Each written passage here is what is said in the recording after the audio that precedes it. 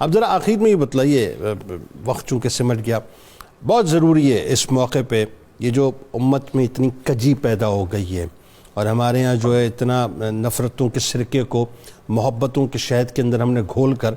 شہد کو تباہ و برباد کر کے رکھ دیا ہے۔ افسوس ہوتا ہے دیکھ دیکھ کر سوشل میڈیا پہ جو کچھ بھی طوفان بدتمیزی مچی ہوئی ہے۔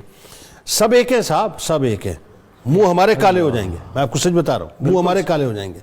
بکنے والوں کے کالے ہو جائیں گے۔ صحابہ جس طرح سے محبت کرتے تھے، عقیدت رکھتے تھے امام علی مقام سے، اور اکابرین امت نے جس طرح اپنی عقیدتوں کا اظہار کیا، بتلائیے ذرا۔ دیکھیں، جب شخص کا ایمان سلامت ہو اور خوشبو سونگھنے کی حس بھی سلامت ہو تو وہ امام حسین سے تو محبت کریں گے نا،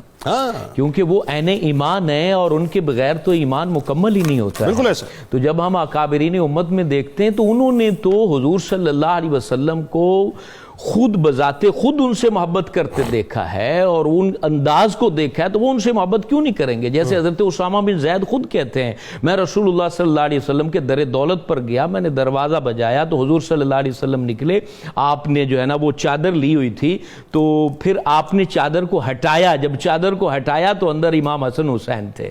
تو اس انداز کو جب صحابہ نے دیکھا ہو اور اس انداز کو پھر صحابہ نے آگے تابعین میں بیان کیا ہو، تابعین نے تبع تابعین میں بیان کیا ہو، کتابوں میں لکھا گیا ہو، تو کیسے ممکن ہے کہ ان سے محبت نہ کی جائے؟ اور اکابرین کا انداز دیکھیں، حضرت ابو بکر صدیق رضی اللہ تعالیٰ عنہ، آپ حضرت امام حسین کو دیکھتے ہیں، دیکھتے ہوئے ارشاد فرماتے ہیں، آپ کے چہرے کے نور سے مجھے نور مصطفیٰ یاد آ جاتا ہے، آپ کی آنکھیں دیکھتا ہوں تو حضور کی آنکھیں یاد آ جاتی ہیں۔ اور یوں کہتے ہوئے حضرت امام حسین کو اپنے سینے سے لگاتے ہیں، سینے سے لگانے کے بعد کہتے ہیں، اے پیارے امام حسین، کبھی بھی کوئی ضرورت ہو تو میں آپ کے لیے حاضر ہوں، اور اگر میرے سامنے کوئی بات کرنے میں تمہیں شرم محسوس ہو تو اپنی نانی ام المومنین عائشہ صدیقہ سے کہہ دینا، کبھی بھی کوئی بات جو ہے نا وہ رکنے نہ پائے۔ اور پھر لوگوں میں بیان فرمایا کرتے تھے حضرت صدیق اکبر، لوگوں امام حسین اور امام حسن مجتبیٰ سے محبت کرو، بہت زیادہ محبت کرو، کیونکہ یہ میرے نبی کے پھول ہیں،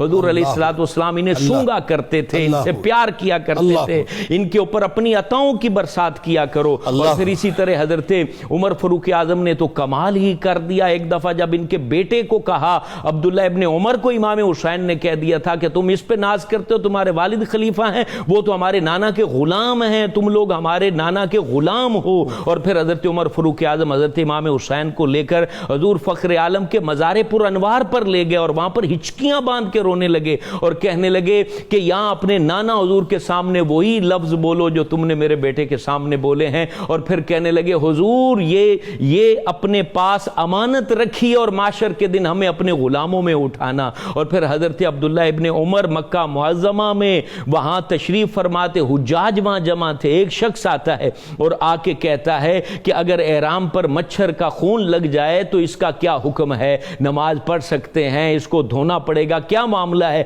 فقہی مسئلہ پوچھنے آیا تو حضرت عبداللہ ابن عمر پوچھتے ہیں، بتاؤ تم کس خطے سے آئے ہو؟ وہ کہنے لگا، میں عراق سے آیا ہوں۔ کہا، لوگوں دیکھو تو صحیح، انہیں مچھر کے خون کا مسئلہ تو یاد آ گیا ہے، لیکن ان لوگوں نے حضور فخر عالم کے ریحانہ کو، ان کے پھول کو، حضور فخر عالم کے مبارک بیٹے حضرت امام حسین کے خون کو بہا دیا، اور انہوں نے اس وقت یہ مسئلے ان کو یاد نہ رہے۔ حضرت عثمان غنی کا زمانہ آتا ہے تو جتنی جنگیں افریقہ اور مغرب میں لڑی گئی ہیں، حضرت عثمان غنی نے امام حسین کو اس میں لیڈر بنا کے بھیجا تھا، اور آپ فرمایا کرتے تھے کہ ہمیں امام حسین سے محبت ہے۔ اور پھر حضرت علی المرتضیٰ کی بات آتی ہے تو بچپن سے ہی پیار کیا کرتے تھے۔ خطبہ دے رہے ہیں اور وہاں کسی نے پوچھا عقل مند بندہ کون ہے، تو حضرت علی المرتضیٰ سے حضرت امام حسین کہتے ہیں، بابا جان میں نہ اس مسئلے کا جواب دوں، تو اتنی محبتیں حضرت امام حسین سے کہا کہ آپ جواب دیجئے، تو امام حسین نے جواب دیا، جو اپنی زبان کی حفاظت کرے وہ بہترین اور عقل مند انسان ہے۔